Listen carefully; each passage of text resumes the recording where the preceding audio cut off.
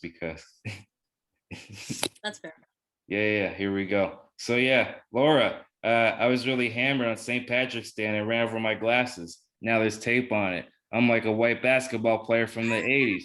Boom. This doesn't feel at all contrived like we just did 2 seconds ago, and I'm trying to make it seamless. That joke I before know. in my life. What? Never at all. It's totally new. Oh shit. Oh. I'm not recording the audio. I'm just recording the Zoom. Whatever. That was just for Zoom. Hey guys. Listen, this is what happens when you drink vodka and Red Bull. You get really, really alert, but you focus on the wrong things. So we're here. We're here and we're queer, y'all. What's going on? This is episode number 7 of Wheelin and Dealin. We're fucking back. Lockdown special, baby. Woo woo. Yeah, they can't lock down our opinions and our sex drive, because fuck them. No, they cannot. They can keep me in my house. Listen, if Dr. Fauci can interfere can come into my life in a number of ways, but not in the bedroom. Same with Theresa Tam. Good God, I'm using her face as a Halloween mask. Anyways. Fauci, though, he's back. I know, like the little fucking groundhog of doom, like he is, that fucking cocksucker. Anyway. It's that groundhog you should have listened to the first time, but you didn't. Listen, he's back. You don't have to be the chastising teacher right now, Laura, okay? Let's just fucking get into it. God damn it. Ladies and gentlemen, so listen, I hyped it a little bit today on my page and my Instagram. I've been friends with this gal for at least a good 5 years. She's got spunk. She's got boobs. She's got personality. She's got a clitora for all of us. Clitoria, yes, we're going to get into that, the oxymoron with that. She is one of my favorite people that I've met doing comedy, I can honestly say, and we're going to get into that story as well. Please give it up, a warm round of applause, virtual applause, for my good friend, Ms. Laura Bailey. Yay! Round of applause. You can't see my hands when I'm applauding. I'm smacking with, applauding with my cock. Anyways, it's like a clapper. Also, cheers too. Do you have a beverage available? I do. This is an Earl Grey Porter from Guelph, from Royal City Brew, the local craft brew in Guelph. Ooh. Cheers, darling. Earl Grey Porter, baby, all the way. What do you got? I have a cottage spring vodka, a little bit of sugar-free Red Bull, and I also got a Lowenbrau, a little German beer for your ass. It was $2. Nice. $2 on sale. You can't fucking beat it. Mm-hmm. Oh my God, Lowenbrau. Was that Bavarian? Sorry? Is that Bavarian? Yeah, I thought you said it was a variant. I said no, it's not Lowenbrau. It's not Lowenbrau 20.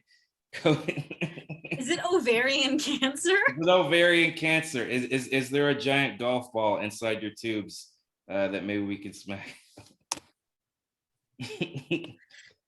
Listen, Dave, I asked you to keep it appropriate. Well, you're on the wrong show for that. You're playing tennis with my ovarian cysts. Really? Listen, I didn't say I had to be practical. It was just a funny visual, Laura. God damn it. Let a brother have his shot, okay? Let me at least have my analogy. That's your shot? That's your shot. No, my analogy. My shot's gonna be later. I got a little bit of whiskey back there too, just in case. All right. I mentioned the Lowenbrau. I think it's Bavarian. I'm actually planning on moving to Germany. That's why I mentioned it. Oh, for real? I didn't even know that. Surprise. Yeah, no, the only reason I'm still in this country is because of COVID-19. It's outrageous. But yeah, I have to wait for Germany and the EU to open up travel again to us Canadians. And when they do, I'm going to spread my wings and fly. I think you're going to fit right in. You're going to fit right in, honestly. Thank you. Thanks. I don't speak the language, but I'm hoping that people will be nice to me. They are very nice. Of course not. I've been before. I have a sister who lives there too, so it's like I have some connects. I have some hookups. Okay. Yeah, well, I guess that makes it easier because you did have a gripe with Airbnb. You and Tim Dillon fucking hate Airbnb so much. I get it. Who's Tim Dillon? Just look him up. He has a whole thing on Airbnb. He's on Rogan's podcast. He rented out this place that was less than par. He had similar gripes that you have. They're a little different though. But yeah, you guys are the only two vocal comics. Well, sure, there's other ones, but the ones that I know are vocal about it. Yeah, for those who don't know, I'm staying in a subpar Airbnb right now. It's not, I mean, look, it'd be all right if the people upstairs were not crazy lunatics, but Sure. I live below some crazy, unreasonable amounts of noise. It, Just, yeah. isn't that crazy? Like nobody can prepare you for like that type of thing if you haven't been on your own before or like in a communal living space. Like some of you just gotta find No, out. no, and this is why I wanted my own place so that I wouldn't have roommates. But when you can hear the dinner conversation, the breakfast conversation, and the screaming, and the diaper conversation, I mean, like that's a lot. That's a lot. Does Netflix not even intrigue you? Because it's like people claim to say they like reality shows, but you're living in a for real reality show. Aren't we all though? Yeah, I yeah. mean, this whole pandemic is like living in like a crazy reality show for everybody. Yep. And I have to say, shitty writers, they got to get better writers. It's way too, they're I getting know there's fucking no lazy. laughs. No There's no fucking laughs. fucking jokes. Not even like a sight gag, not even like a slip and fall thing. There's no sex positive superhero to pop up when you orgasm too soon or when the girl didn't lick your balls the right way. It's not. I know. Well, we'll get into that too. But here's what I did want to get into, because I met you something like at least a good at least 5 years ago when we were doing like actually probably even longer than that because we did an open mic like in this like little Chinese restaurant in the bottom of it. And from what I remember from that night, the earlier show that I went on before was really, really great. There's like tons of energy, tons of pop from the audience. Like everything that could have went well that night. And then the open mic went after, and there's such a shift and change in the energy. There's like 12 people, and it was all degenerates, and there's a few of these frat boys that were heckling everybody. And I remember like when I went up there was like, oh, thank you, like a guy's telling jokes or whatever. And like I remember I couldn't fucking stand them so much. Like you remember Malibu's Most Wanted, the movie Malibu's Most Wanted? No. Oh, was it Jamie I'm, Kennedy? I'm bad at remembering bad movies. I'm Oh, bad at remembering good movies. okay. I can tell you what I've seen, but I don't remember anything that happened. But go on. Well, yeah, it basically like is a documentary like about Wiggers, but like in the most one of the most funny ways ever. And like that guy reminded me so much of Jamie Kennedy's character because I'm like he's trying so fucking hard, but if he was just a tad bit more likable, people would give him a break for heckling. Because to me, like not saying like you should, I don't encourage heckling at all, but there is a difference between them. You know what I'm saying? Like there's a difference between like maybe like a participatory involvement in the crowd and just a guy or girl wanting to make it about them. Wouldn't you agree? Oh yeah. I mean, I don't know. I've only had to deal with hecklers like a couple of times. I haven't had like anything too serious, mostly just like drunk ladies. Like I hosted Chickaboom, which was an all-female variety show. So we had stand-ups, we had sketch, we had improv, we had actors, we had music. We had sorry? Chickaboob. Okay, can you just It would have been a better name. It's a better name. I'm helping you give punch. It's over. It's over. It's done. Fine. We don't do it anymore. We don't need your ideas. Your ideas are irrelevant. We don't need your suggestions. It's over. That's why I'm yelling them into the ether with you. Shit. But yeah. Old man yells at boobs. I know. I already have the chair. I've been training for this shit ever since I've been a kid. I've been trained to sit down. I've been trained to have sit down and yell at things. Fuck yeah. What was I even saying? I don't even know. Okay. So the hecklers I got were never like that bad. Like I'm sure Jess had worse hecklers. I know she did because she was a stand-up, but not at Chickaboom. But yeah, I remember that night and I remember doing that set and I remember being really nervous about it because I wasn't a stand-up and I only did stand-up like a handful of times and that was one of them. And so I was very fortunate to have met you, but I remember like what you're talking about, this like failed Jamie Kennedy type character. I'm sorry if I don't remember, but that basically describes like every man at an open mic. Well, in my you don't have to be you don't have to generalize, but like this guy still in particular because of his obnoxiousness. God damn it, miss. all that bad. They're all that I bad. get you wrote a play about, oh my god, I'm gonna show my clam and I don't need dudes, but fuck, dude. You know, oh god, like I remember somebody wrote a really good, I think it was Catherine McCormick. She wrote a really good piece for I think it was She Does the City, where she talked about these like mediocre awful male comics and how they were so mad about like female comics, you know, wanting more room on shows and things like Yeah. that. And it was all, and her point was like, these comics are only threatened by us because they're so bad that we're going to take their spots at these shows that they are not going to be able to get on because they're so bad. And I thought it was really true. Listen, I have to say this like wholeheartedly. I didn't mean to cut you off, but like the only people that are upset by that shit are people who have never killed or don't get booked or just aren't very good and they're looking for an excuse. Like I think I told this on like one of the earlier podcasts about a buddy of mine who does mics around here, but there's one guy that went up and he'd never been on stage before, and he asked the host, "When can I start headlining?" If you have that type of delusion and no self-awareness, this ain't the fucking occupation for you. You know what I'm saying? Like you have to have at least, I don't know, maybe it's because like we're very perceptive people. I think that's why we became friends so fast, and like we get each other's like humor and like that type of thing. Even if we don't agree on everything, whatever, we can still fucking hang out and like talk shit to each other, which I think is lost in like so much conversation nowadays and so much dialogue. You know what I mean? But like from that night, from what I can remember, I don't remember exactly what we talked about. I remember we bonded instantly. It was like pretty fucking quick. Yeah, it was very special. It was very nice. Well, listen, that's my word. That's my S word. So that's my R word. That's my S word. Okay. I can claim a bunch. I know. And there's a part of me that's like, I don't know how much to make fun. Like, I make fun of Dave like a lot behind the scenes, but now this is going to be like public. So like, I don't know what I can say. You're my friend. Who gives a fuck? If they don't like it, they have me to talk to. Okay. I will go to bat for you.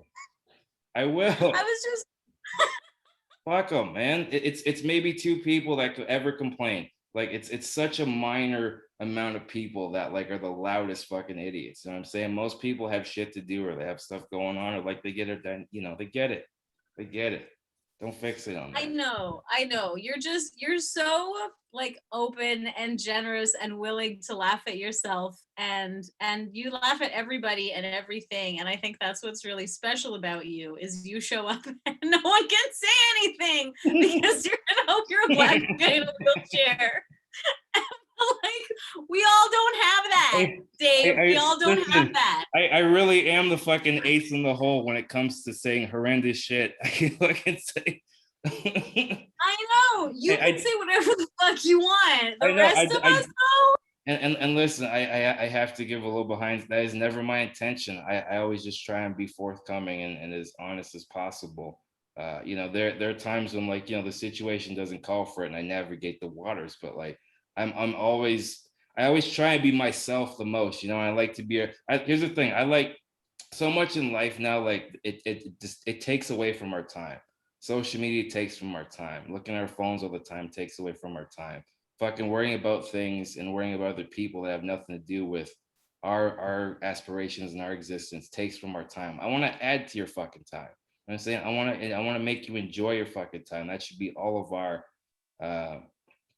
intentions and like all of our needs. We're here to learn from each other. So when people do that, I get it's a cry for attention or whatever, but I think they're doing it out of like habit as opposed to it actually making them feel good. Because when I feel the best is when I gain, and talk to people like you and learn from people like you. Sorry, I'm rambling. Go ahead.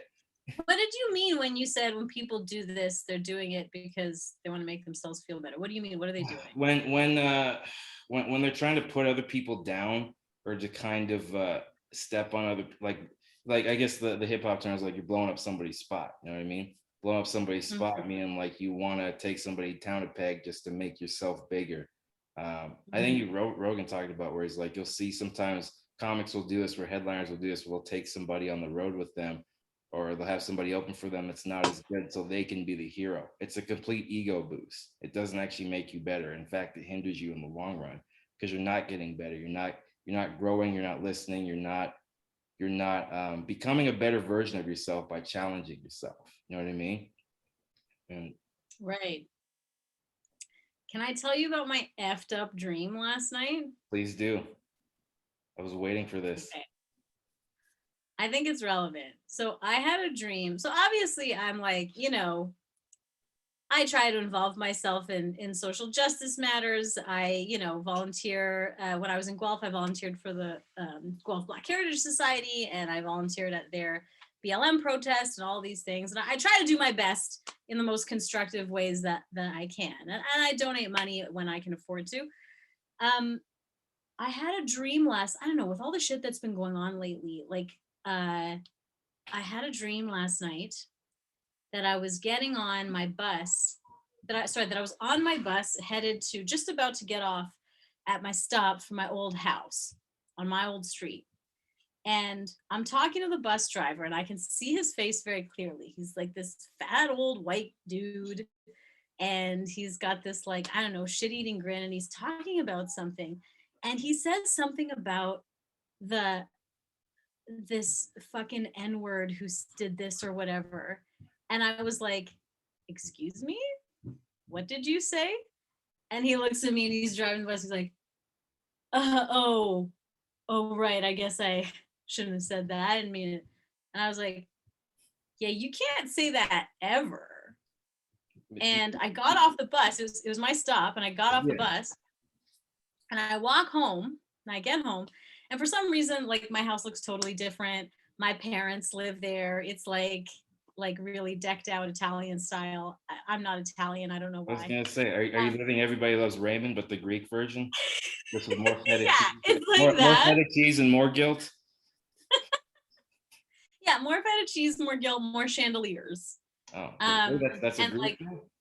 And wood china cabinets. That's what this place was. Fancy. The next day,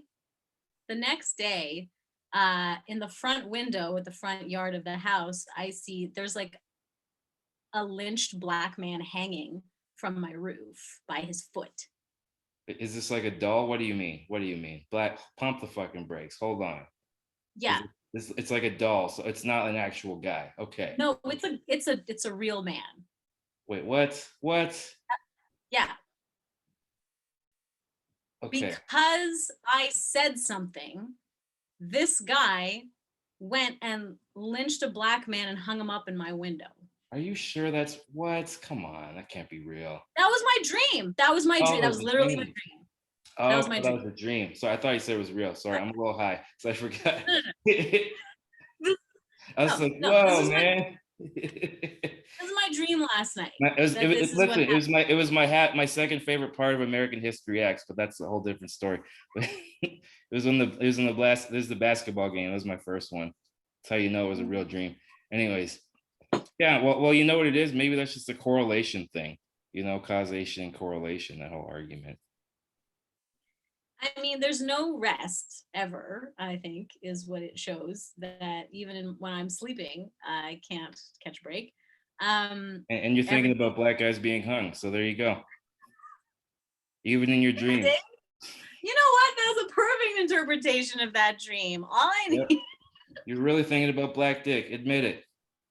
You're about 3 months too late, but I'll accept it. I'll allow it. 3 months too late. What, did somebody take it? Did you ship it across the border? Yeah. It's gone now? I know. It's like inventory sales, yeah. Sorry, you're about 2 months late. I don't know what month it is. I've lost track of time, Laura Bailey. What is time anymore? What does it mean, man? Hang on. That is way less interesting to me than the question, where did your dick go? Where'd it go 2 months ago? No, I don't know. Maybe it got shipped to China and got shipped to other places. And now it's in a COVID testing facility somewhere awaiting results. Yeah, they need something as a thermometer. They need something bigger than what they normally go for. This podcast is off the rails, but I don't care, you guys. This is gonna be fun. Wait a minute. Do you have do you have a girlfriend or something? Is that what you're saying? No. I'm 2 months too late. That's what it sounds like you're saying. No. I tell you that I had a dream about somebody lynching why are a we black doing? man outside my house, and your reaction is, "Sorry, I have a girlfriend." Really? No, why are we That's doing what's Inside happening? the Actor's Studio with my dumb throwaway riff? What the fuck are you talking about? God damn it! Stop taking me serious. That's what it sounds like you're saying. Take your blogger pants off, okay? God damn it. My blogger pants. I have no such pants. Good. Then the listeners will tune in. No such. We'll get more listeners. Anyways. I don't need listeners. Nobody's listening to me. I don't have listeners. Do you think I should start a podcast? Yeah, I know. Maybe it's like we're on one right now. It's almost like it's almost like we're on right now, but I could start a better one. Yeah, for sure you could. For sure. I've been watching your Baroque things, your musical ones too. I watched a few seconds of that. It segues me into my next thing. So here's the thing. Perfect fucking segue. So for those of you guys who don't know, Laura wrote a musical, a sex positive musical a couple years ago. It's called Clitora. And Clitoria, you keep saying it wrong. Really? Yeah. Clitoria. It's literally 2 years. Clitora ironically rolls off the tongue better, okay? Clitoria. It's like Victoria, but Clitoria, okay? It's too many syllables. Why are you confusing people? Okay. It's not that many. It's only 4. Clitora. It's 3. No, okay. Say Victoria. Victoria. Now say Clitoria. Clitoria.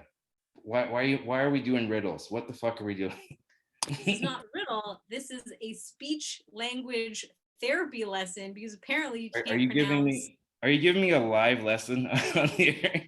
A live lesson, everybody. Live vocal coaching lesson. You heard it here. It's because I haven't been wearing my retainer. A special individual who is learning how to say words. Dave, can you say hello? Listen, lady, don't white lady explain to me how to speak, okay? I was gonna say mansplain, but I had to think about that for a minute. It's like a Karen splain, I guess. Yeah. I know. I'm not bird watching, so don't worry about it. I will tell the manager. But yeah, how dare you? Here's the thing too, like, because I'm not really big on musicals, but Clitoria. Good job. I fucking hate you. You're doing so well. Okay, because listen, I'm gonna read a little excerpt from the Toronto Film Festival, which I thought was really cool. It's cool that you're in that shit. I was pulling for you on that. Through a modified version of Jekyll and Hyde, Tropes the musical tells the story of Marianne Parsons, a brilliant neuroscientist and high school teacher who attempts to submerge her kinky urges with a brain-altering serum because she's looking at the quarterback of the football team and she's a Florida teacher, let's be honest. Thanks for some Florida teachers, but yeah, the ones that have been in the news. First of all, I've been going to the wrong fucking high school. Every guy's made that dumb hack joke, but I went to the wrong fucking high school because I can maybe remember 2 hot teachers that I ever had in my entire life. Like maybe 2. I ever had a hot, that might be accurate. I think you get like 2. It was like in A Bronx Tale when they said every guy like has 3 good girls in its life. That's like every kid, you get 3, 1 or 2 hot teachers. Wait, you get 3 what in your life? It's from the movie A Bronx Tale where they're talking about, like, in terms of the quality of woman that you're gonna get, every guy gets at least 3 good women, or like 3 like outstanding prospects, or like that he has like in his life, where he sees the possibility of like marriage or like a long-term thing with her, just based on like how she meets his needs and like the ebb and flow. And it was like a dumb test. It's like a dumb door test that he did, where, so like if he gets in the car and she doesn't hold the door open for you, kind of thing, then like dump her right there because she's not a ride or die. Basically to figure out if she's ride or die or not. And what if she's waiting to see if you open the door, to see if you're her ride or die, and you're both just sitting there waiting for the other person to open the door? Then we're at an old Texas standstill, or listen, let's be honest, if it's me, if she can work my ramp properly, or like the ramp to flip out on my car door properly and doesn't leave me suspended in midair, then she's a keeper. If she What more can you ask for? A few things. I have a laundry list. Anyways. Fair enough. But yeah. My laundry list is literally laundry. Can you do my laundry? If you can do my laundry, then listen. Those days are over. I don't want to have another fucking dream where I'm doing another dream where doing your laundry. I would fall into the fucking bin. You have dreams about doing laundry? No. I was playing off of your dream. It's okay. Forget it. Let's talk about your play. I didn't do his laundry. The man who was hanging. That wasn't part of the dream. It wasn't. For people that don't know. So yeah. His clothes were the furthest thing from my mind. Of course. They're not on in the mind, obviously. No. Yeah, it's more of a Tarzan thing. I see. I know how you think. That's not it. That's so bad. I know. Okay, let's talk about me more. What are you saying? You're giving me compliments. Is that what's happening? I was until you stopped me from doing that. So good for you. You may proceed. Oh, good. I'm glad they had your permission. But no, I was reading an excerpt from the Toronto Film Festival because they gave you a good review in there. The Toronto Film Festival? They were not at the Fringe Festival. Or sorry, the Fringe Festival. My bad. It's the wrong one. But yeah, and then the synopsis said a sexually repressed high school science teacher accidentally turns herself into the vixen of kink through a science experiment gone wrong. I know, right?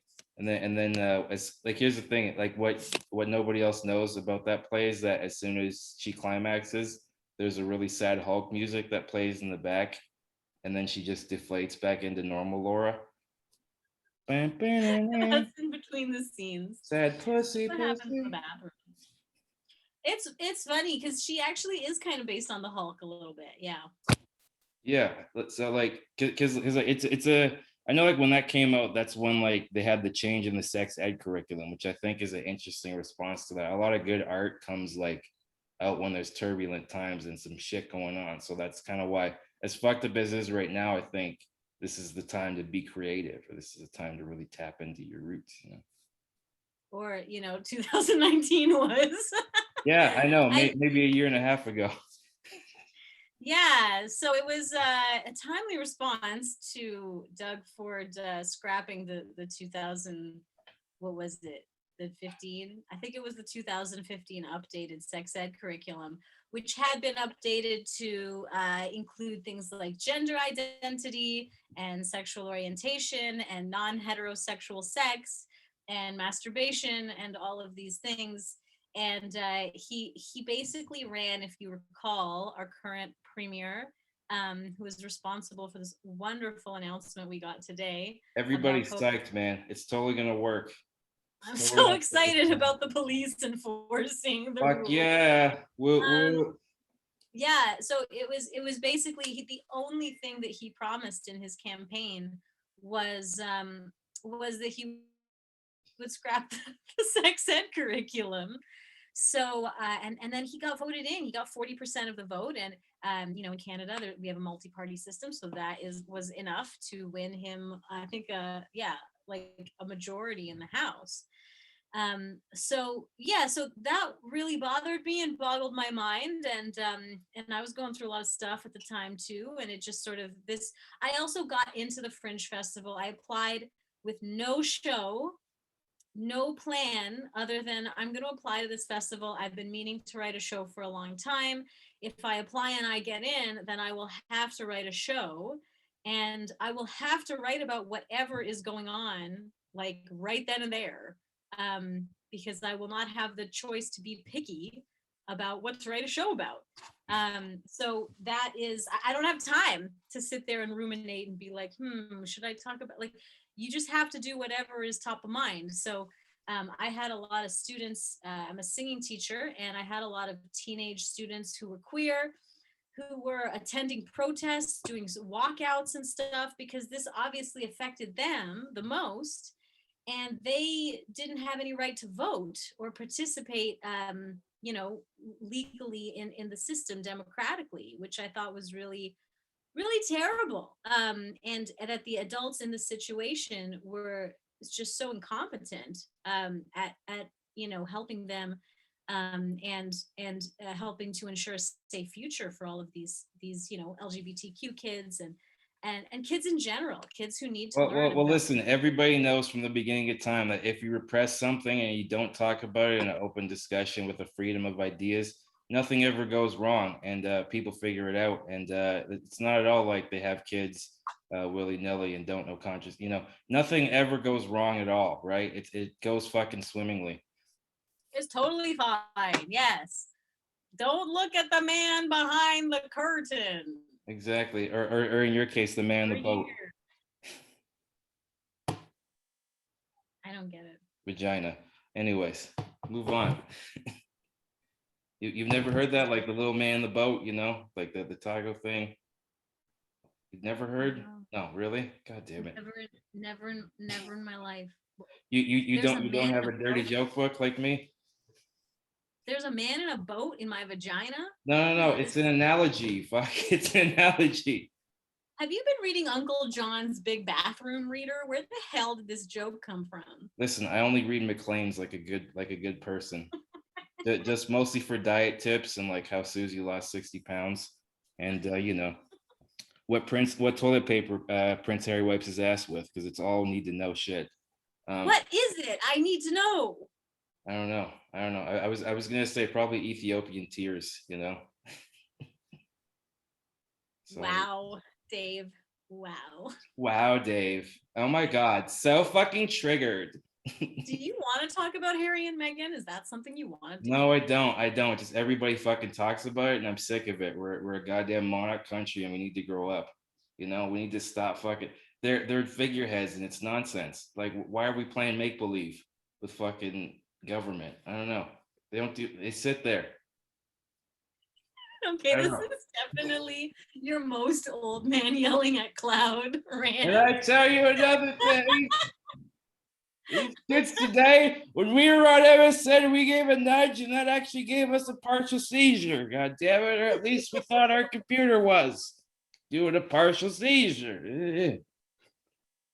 I'm 105 on MSN, fucking MySpace. Are you a monarchist, Dave? Am I a what? A monarchist. What does that mean? It means I'm down for the monarchy? You're down for the monarchy? That's what it means, yeah.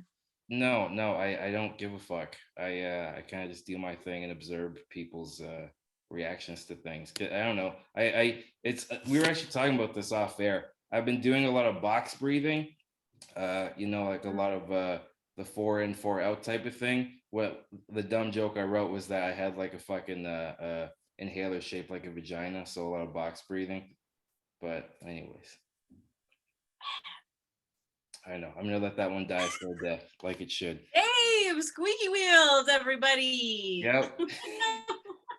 Our headliner. And Windsor. I know, right? Fucking totally altruistic and inclusive things. But yeah, here's the thing, because you're like a vocal coach and shit. Is there something to that? Because I noticed when I started doing that, my heart rate slowed down, and it was a little easier to focus, because ever since I could remember, I kind of like a scattered brain, especially at night.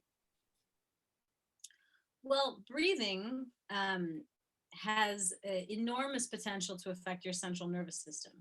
So if you breathe slowly and methodically, like in meditative sort of breathing exercises, just like you said, count. Like, for those who don't know, box breathing is when you breathe in, you picture a box and you breathe 1, 2, 3, hold 2, 3, 4, exhale 2, 3, 4, hold 2, 3. It's like a and metronome. You can have different counts, or you can make it faster or slower or whatever. But the idea is that you're breathing in this sort of box pattern. And if you're breathing in a slow, methodical way like this, it tends to calm the central nervous system. reducing sort of like stress hormone production and things like that. On the other hand, if you breathe in a really sort of hyperventilating kind of way, you can really pump up the central nervous system.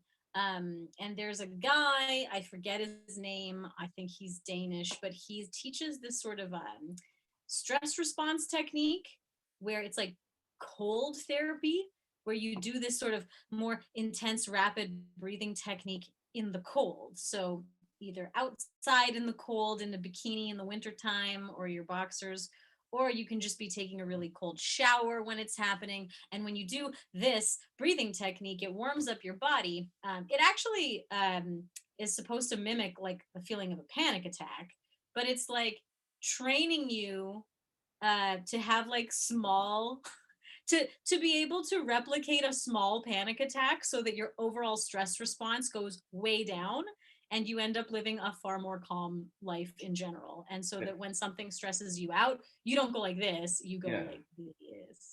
Yeah. It's actually really good because like I don't think they stress that enough in school. Just even like even just general in a general sense of society. Like there's too much reacting and not enough thinking. I think the issue is now I took a few hits. Now I'm gonna be reflective, Dave. Sorry. Man, we don't think and we don't learn anymore, man. Like why aren't we like teaching our kids to meditate? Why aren't we holding hands and like licking each other's palms to feel the vibration? Let's go start a drum circle in the park and like grow our hair like Rastafarians and culture appropriate that way. Dave, why don't you grow your hair like a Rastafarian? Well, I tried, but it only made it up to my armpit hair and pubes, so I think the growth stopped pretty rapidly. No, okay. As long as I've known you, you've always had this very close bald look, close shaved bald look. Is that because you're bald, or is that because like a conscious look? You're just like picking it every day, trying to keep the dreads back. Like, what's going on? No, I really wish that was the case. That really would be awesome. You're gonna edit all this out later. No, we're not. Sorry, no, go we're on. not. No, we're not.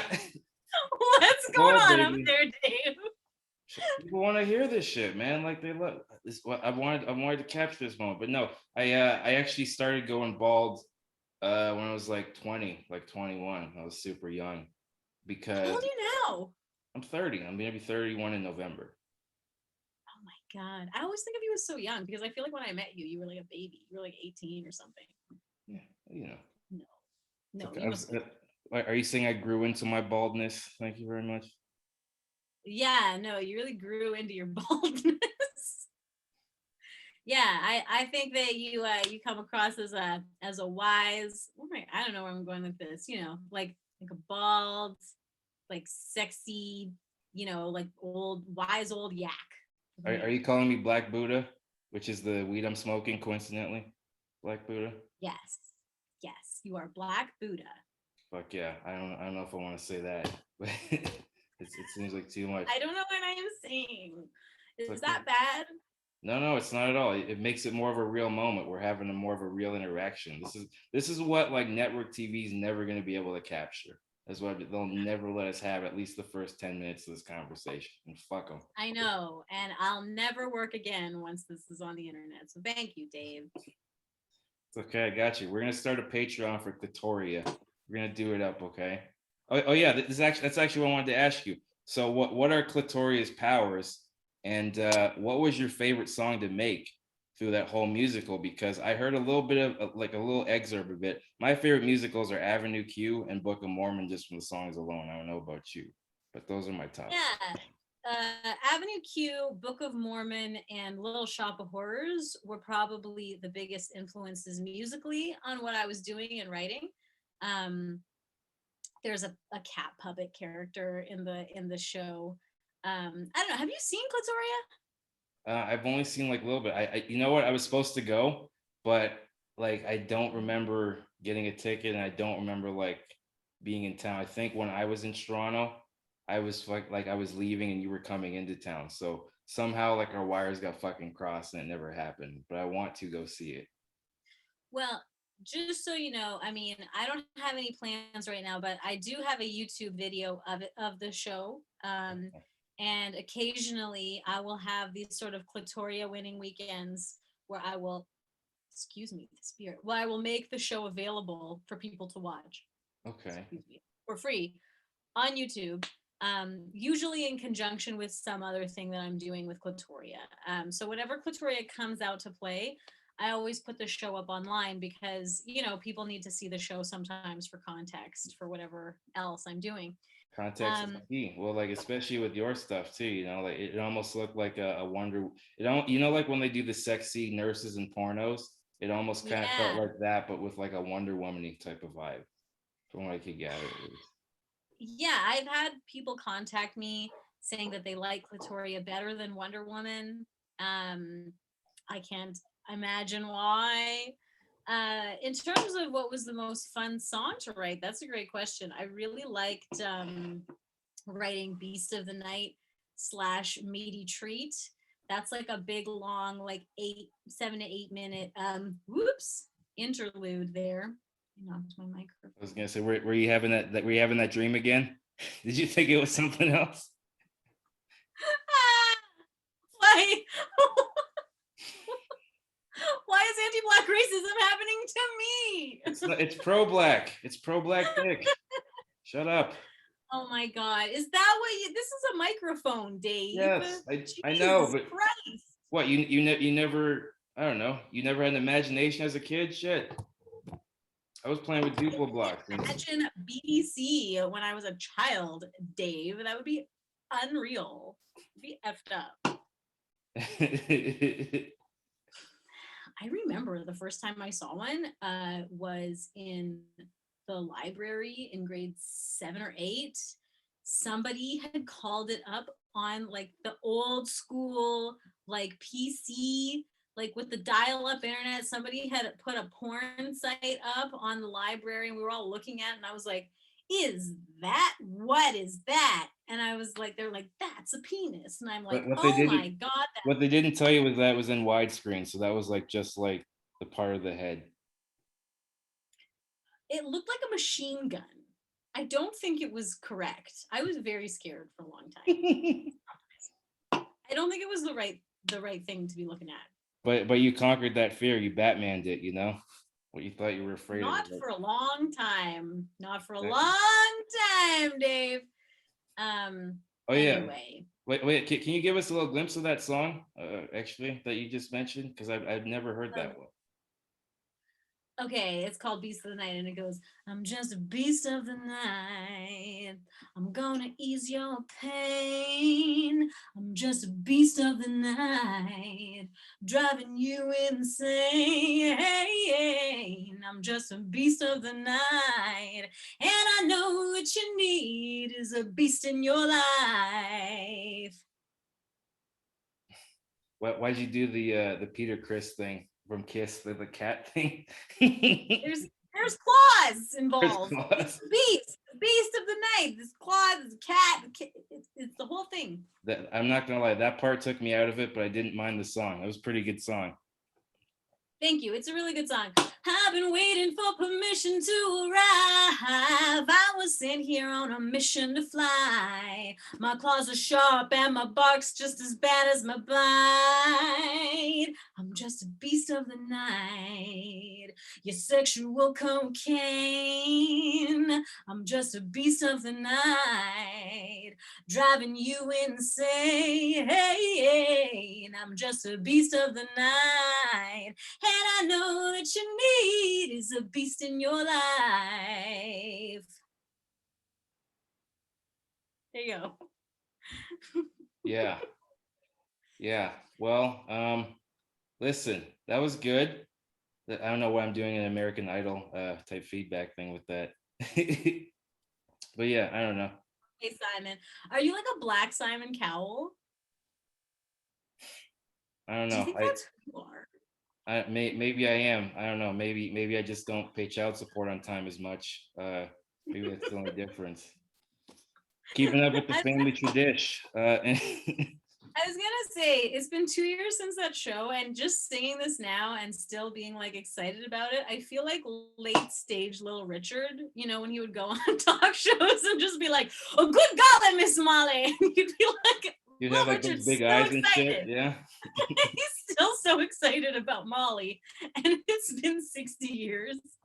You know what I mean? And like, you love him, but he's crazy. Yep, I think that does something to you after a while, having to live that Yeah. caricature all the time. You know, people need to I think let that loose. was really him. I think that was really him. Sure. Yeah, well, you can also like live the character and become the character. You see it all the time, like Andy Kaufman-esque, or like what Dice does. You can live the Sure. character. Certainly there's an element of that going on with Little Richard. I mean, rest in peace. He's dead. Oh, I didn't know But that. like, yeah, he dead. That makes sense. But he old. He was real old. But like, yeah, he was like a black queer pioneer of rock and roll, and like, I think that's. I don't think it was too far off the mark. Honestly, I do think he was like that. Listen, the good thing to know is that everybody was totally accepting of his sexuality back then. They totally didn't give him a hard time. He didn't have to cover it up, didn't have to be Nope. flamboyant and wear loud lipstick. He was totally accepted. History was on his side. Nobody ever suffered. Yes, that is an unabridged history with Dave Squeaky Wheels. Thank you. You know, like the original lyrics to Tutti Frutti or something, like Tutti Frutti, like take it up the ass or something. Like it's Yeah. I'm pretty sure it was code for something. it was not like he had to like they had to, I just love that he wrote that and then they were like, no, like you can't do this, and he was like, oh, okay, like as if you would even try to write that song in the 50s, like Couldn't. You fucking couldn't. Especially back then. So but much. he was that guy. Yeah. He would do it. Like, Well, I really think that there was a part, he was just a being on this earth that transcended everything around him. Like, he had nothing to do with what was going on around him. Do you know what I mean? Like, yeah. he's one of those people. He was a force. This is what I talked about before. This is why I don't pay attention to the fucking people that are taken away from your life. You want to be with people that add something. Like obviously that added something for you. For me, it would be Jimi Hendrix because I got a big Jimi Hendrix poster in my room. And when I listened to some of his older stuff, I was like late teenager, and I said, "Oh yeah, this guy revolutionized rock and roll, but almost by accident. It's like Black Sabbath almost invented metal by accident. They just tuned down their guitars and they're like a jazz band to start, and then they're just like, fuck it, let's just get hammered and talk about God and stuff and talk about other things. But yeah, like those are the people that have the biggest impact because they are just them. And I think this just kind of goes without saying. It's more of a visceral thing that we feel. If you just own who you are 100%, 1,000% of the time, nobody can really say shit to you and nobody can really take anything away from you. You know what I mean? It's the people that try and pretend to be something that they're not, or have this kind of caricature or create this contrived version of themselves. Those are the fuckers that get in trouble when we, not even just like the Me Too things, but like other things like that we've been exposed to. It's not even just with COVID and stuff. These past few years, I found a lot has been exposed with like the entertainment industry and how business and commerce is done in general. And it's fascinating to just see that, like, oh yeah, people behind the scenes, it doesn't matter what type of position you're in, they have the same fucked up desires, the same jealousy, the same petty things that like you have, almost more because they're in an industry that kind of rewards that type of shit, or at least did reward that type of shit. I don't know how it is now. I'm very much peripheral, but I think it's fascinating, human psychology and all that. And like when you were doing Clitora, to go back to this, um, did you like think about that, like just like the sexual repression, because that's in the synopsis, it says it comes of like the sexual repression and the need to express oneself. Do you think it's an important thing for people to be able to do that and just to kind of be themselves? Absolutely. It's essential to our lives and to our That is identities and essential. to You our hear that? happiness. It's essential. Hear that, Dollarama? Fuckers. I know that guy just did as a You prank. trying to buy condoms at Dollarama? Like, what's going on? Listen, I had condoms in my drawer. I didn't even know were still good. I was getting ready to throw those bitches out. And I was like, oh, 2024, I'm good. I know. That's a when you find those old condoms and you're like, gotta Mhm. dust those off. No, I Literally. think it's totally essential. It's totally essential that everyone be themselves. And one of the things that uh, so one of the reasons why I wanted to write this show, why I felt very aligned in writing this show, is because, I actually come from a pretty conservative family. Um, and I think that I was uniquely in a position to be able to write a story. Do you have like a big family? I don't know if I ever asked you that. Like, is it just you? Do you have a lot of siblings? I have two sisters and a mom and a dad and a dog. And I'm from white suburban Scarborough. And I have this whole extended family of Greeks.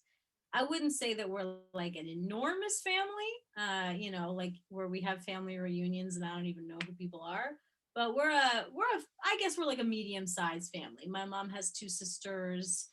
My dad's family is Irish, so they haven't spoken to each other in 40 years. So yeah, we're a medium-sized, decent-sized family. Okay. Yeah, yeah. Like, is anybody else in your family musical? Like, where did you cultivate this talent? I asked Chrissy Cochran the same thing last week, and she said like her family was musical 'cause she's very East Coast, and she kind of was influenced by the stuff they listened to. Like, did you have like similar influences Um, maybe? my parents were not musical per se. Oh my god, I keep burping. But my dad was a real music lover. And excuse me. Now I just sort of like came out the womb singing, like it was one of those situations. Like 2 years old, I'd be like, "Shut up, everybody! I'm gonna sing a song," and then it went from there. I never stopped doing that.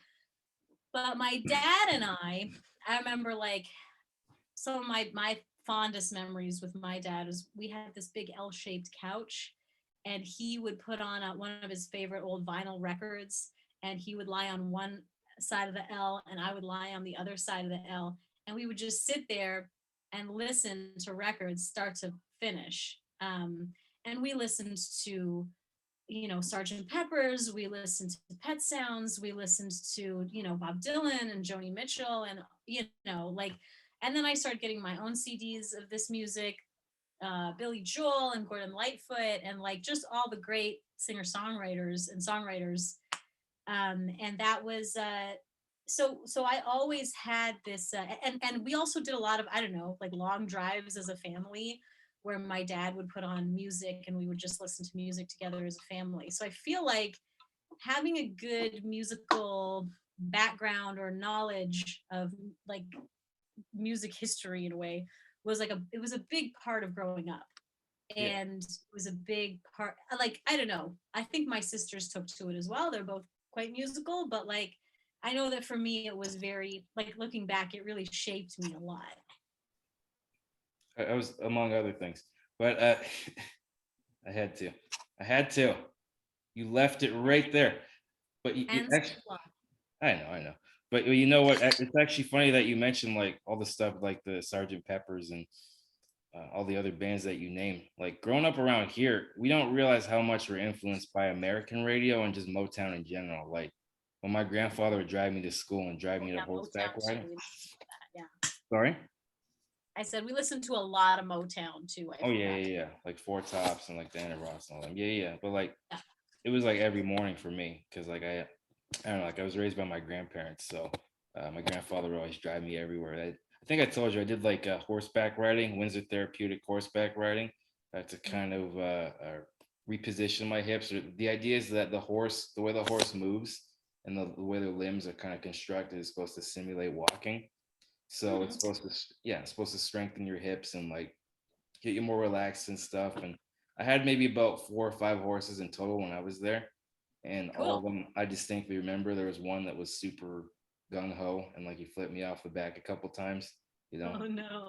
I know I didn't Poor Chris. little Dave get flipped off a horse. Yeah, I didn't Christopher Reeves it either because I'm not a bitch, but still, fuck. Oh my god. I know, You right? heard it here first, ladies and That's gentlemen. He's right. not a bitch. He's dead too, so fuck it. That's literally the funniest thing you've ever said in our whole lives. Really. You must have never been listening to me talk ever. So I've said way. No, I'm trying. Um, Yeah. So what do you think horseback riding did for you? Give me confidence. Give me confidence and like to conquer. Give me the gumption to conquer fear a little bit more and to do something just that I have to do. Because like Yeah. especially now we're in a culture of convenience where being uncomfortable is like a microaggression or whatever the fuck. And like yeah, I'm paraphrasing obviously, but I think it's important to like go up against your fear and conquer your fear because for so long even like in my life and I know in a lot of people's lives fear has just run every aspect of their being and it's no way to live it has this stranglehold over you where like it you almost don't even want to leave bed like your bed or you almost don't even want to leave like the house just because of like you go through literally every single scenario. I have this fucking bad habit where sometimes if I'm out somewhere, I'll go through every possible scenario what that can go wrong, like a Final Fantasy type of thing that just happens. I'm like, okay, this guy could crash here, then this fucking happens here. Okay, this guy could go here and happen here. And it's just, I don't know whether it's a survival mechanism or like whether it's like when you feel vulnerable, you have to know your escape routes or at least know what's going on. But I've always fucking thought that way. Like, do you have similar things or am I just, do I stew like this? Um, what can I say? I guess I'm a worrier. I don't know if I necessarily every time I leave the house I think of like the Yeah, doomsday. I don't mean like every time I leave the house, just like when you're presented a certain scenario, you kind of play it out in your mind, like where how it's gonna play out, just a number of different. Well, I think that I think one of the things that I struggle with is sort of like black and white thinking. Like either I have this shitty option or I have this shitty option, and everything sucks and life is terrible. And it can be hard for me to take a step back and go, actually, there's another way of doing this where you don't have to put so much pressure on yourself. I get that way with people a lot where I'm like, this person has wronged me.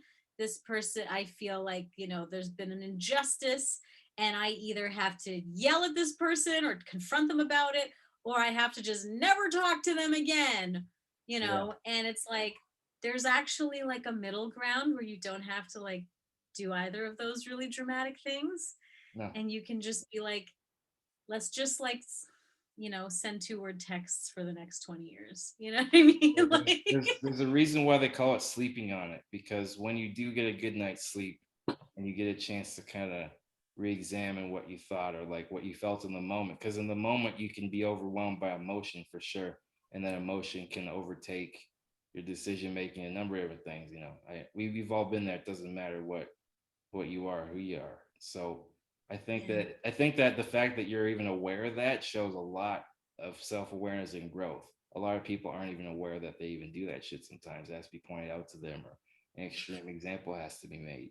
So and that could go for a number of things. Like the fact that goes back to the perception thing. The fact that like we're perceptive is what allows you to make good shit and what allows you to kind of create strong friendships and strong bonds like that. Mm-hmm. Mm-hmm. Totally. I think that and thank you for saying that. I've been doing a lot of work on myself I can over the tell. last little You've been while doing those because squats, those Kim Kardashian squats. Don't fucking lie to me. Listen, every time you finish those goddamn singing videos, I know you like have a mini Zumba class for yourself. You and like the cleaning lady in one of your neighbor's house. You're like, let's get together and fucking do a backyard Zumba. oh my God, I have been so bad with the exercise routine since the pandemic. I mean, I really did, but over the winter, it was just like not happening. I tried to go to the gym for a little while, but then it got bad. And then I was like, I don't feel safe going here anymore. But I Yeah. really miss the gym, and I miss, pumping iron and lifting heavy shit because that's what I like to do. I like to like lift weights and deadlifts and Olympic